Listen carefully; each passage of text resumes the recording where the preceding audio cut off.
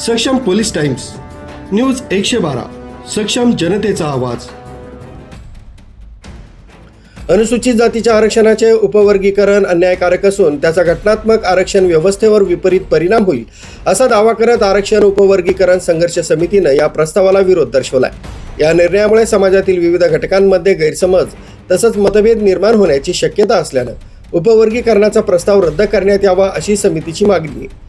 या मागणीसाठी मुंबई येथील आझाद मैदानावर 30 जून रोजी आयोजित आंदोलनात आरक्षण उपवर्गीकरण संघर्ष समितीच्या नाशिक जिल्हा समितीचा सक्रिय सहभाग राहणार आहे। या आंदोलनात समितीचे जिल्हाध्यक्ष प्रकाश पगारे, सरचिटणीस अर्जुन नाना पगारे, मार्गदर्शक माजी न्यायाधीश अरुण वैद्य, कार्याध्यक्ष श्रीबाई रोकडे यांच्यासह अरुण दोंदे, डॉक्टर प्रवीण गांगुर्डे, भारत रोकडे, कविता पवार, अंकल डोळस, पंडित पहाडमुख, गणेश तुपसुंदर, सुनील साखरे, प्रवीण पगारे, राजभाऊ पगारे, शरद गायकवाड, चंद्रकांत पाटोळे, आदर्श सावंत, सुरेश निकम आणि भावेश अहिरे उपस्थित राहणार आहेत।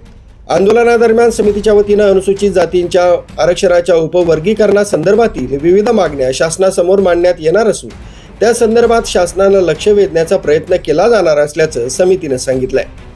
येणाऱ्या 30 जून रोजी मुंबईला आझाद मैदानावर जो मोर्चा होणार आहे, उपवर्गीकरण विरोधी संघर्ष समिती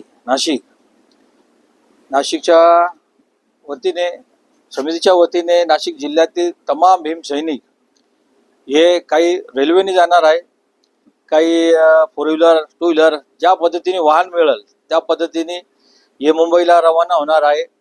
आणि आझाद मैदान इथे या महाराष्ट्रातून हजारो नाही तर लाखोच्या संख्येने भीम सैनिक, सर्व जाती धर्मातले बांधव हे उपस्थित राहणार आहे। तसेच आमचे समितीचे अध्यक्ष पगारे सर हे तुम्हाला सांगतीलच। न्यूज ब्युरो, सक्षम पोलीस टाइम्स, न्यूज 112, नाशिक।